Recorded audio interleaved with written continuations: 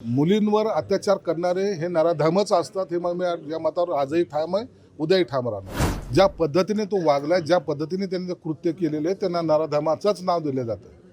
म्हणून त्याचा एवढा काहीतरी अपमान झाला किंवा त्यांना नराधम म्हणल्यामुळं काहीतरी आकाश कोसळलं अशी जी काही आव्हानाचा प्रयत्न करतात मी त्याची चिंता करत नाही. परंतु एक निश्चित आहे, उबाटा गटाने हिंदुत्व सोडलेलं आहे. आता काय बोलावं त्या माणसाला?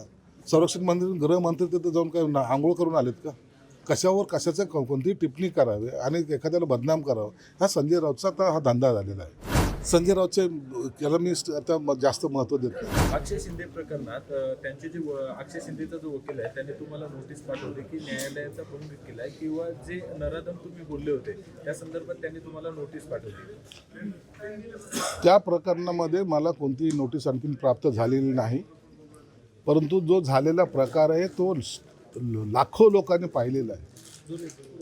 ज्या पद्धतीने तो वागलाय, ज्या पद्धतीने त्यांनी कृत्य केलेले त्यांना नराधमाचंच नाव दिलं जातं.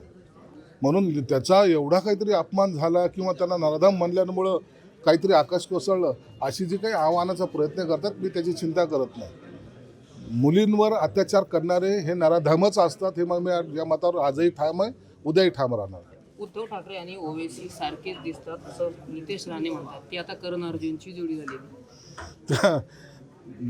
राणेंनी काय बोला हा त्यांचा प्रश्न आहे.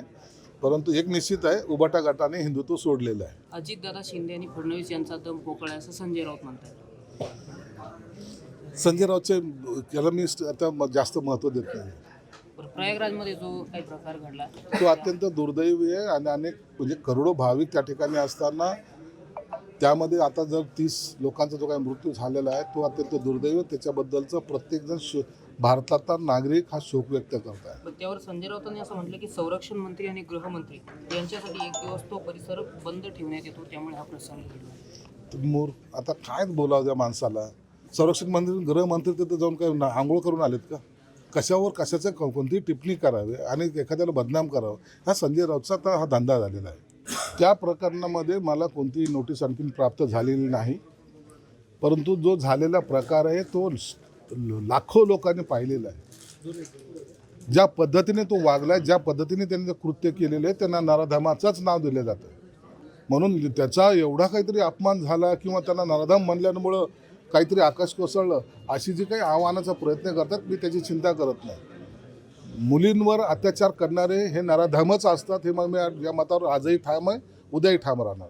उद्धव ठाकरे आणि ओवेसी सारखेच दिसतात असं नितेश राणे म्हणतात. ती आता करण अर्जुनची जोडी झालेली.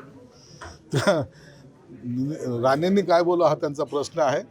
परंतु एक निश्चित आहे, उबाटा गटाने हिंदुत्व सोडलेलं आहे. अजितदादा शिंदे आणि फडणवीस यांचा दम पोकळा असं संजय राऊत म्हणतात.